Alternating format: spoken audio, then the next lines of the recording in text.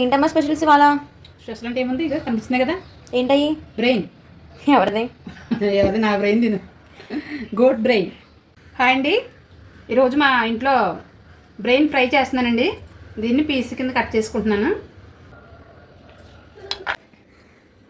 చాలామంది దీంతో ఉక్కురు చేస్తారండి. బ్రెయిన్ ఉక్కురులాగా, అదే కోడిగుడ్డు పొరటు చేస్తారు కదా, అలా చేస్తారు. నేనైతే ఇలా కాదండి, ఇలా ముక్కలు కోసి దీన్ని కొంచెం ఆయిల్లో ఫ్రై చేస్తానండి. కొంచెం ఈజీగా స్నాక్లా తినేలాగా. పాప మాకుతుందే. ఓకే ఓకే,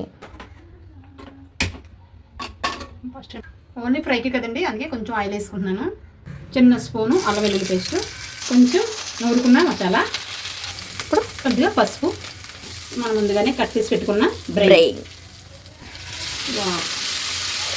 ఇది గరిటతో కలుపుకుంటా, కొంచెం ఇలా అనుకుందాం. ఎక్కువగా కలపకూడదండి, గరిటతో కలిపితే ఏంటంటే మ్యాష్ అయిపోద్ది.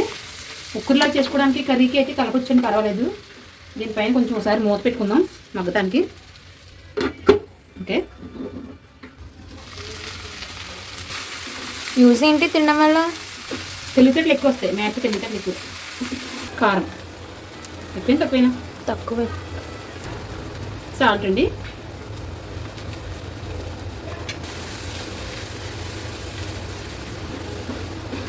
దీనికి ఉప్పు కారం వేసాం కదా, ఇప్పుడు బాగా పట్టుతుంది. మూత పెడదాం. ఇంకా బ్రెయిన్తో ఏం రెసిపీస్ చేయొచ్చు? అదే ఉక్కుర్లా చేస్తారు, కొంచెం కోడిగుడ్డు పొలట ఉంటుంది కదా, కోడిగుడ్డు పొలటలా చేస్తారు. తర్వాత ఉల్లిపాయలు పచ్చిరొయ్యలు కోసి గ్రేవీలా చేసి ఇది ముక్కలో ఫస్ట్ దీన్ని ఏం చేస్తారంటే కొంచెం హాట్ వాటర్లో వేస్తారు. పసుపు వేసి ఉప్పు వేసి హాట్ వాటర్లో వేస్తారనమాట. హాట్ వాటర్లో వేసి దానికి కొంచెం గట్టిగా అవుతుంది. గట్టిగా ఉన్న తర్వాత తీసి దాన్ని ముక్కలు కట్ చేస్తారనమాట. ముక్కలు కట్ చేసి మన గ్రేవీ ఉంటుంది కదా, ఉల్లిపాయ టమాటా గ్రేవీ చేసి కొద్దిగా మసాలా వేసి ఆ గ్రేవీలో ఇప్పుడు ఇది వేసి కొంచెం ఇలా ఉడకనిచ్చి రైస్లో కలుపుకోవడానికి కూడా చేస్తారనమాట. చేయను అది కూడా ఒకసారి చెయ్యి, టేస్ట్ చేద్దాం.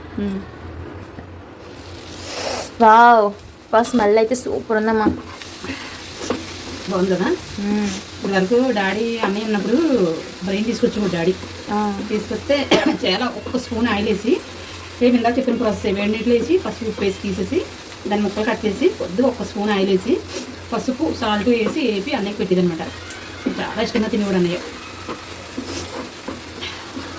అయిపోయింది, రెడీ అయిపోయింది. లైట్గా కొత్తిమీర కూడా వేసుకున్నామండి, అక్కడక్కడ కనిపిస్తుంది కదా.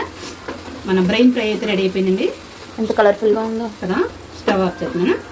ఓకేనా? ఓకే, ఒక పెట్టేసి స్టవ్ ఆఫ్ చేద్దాం.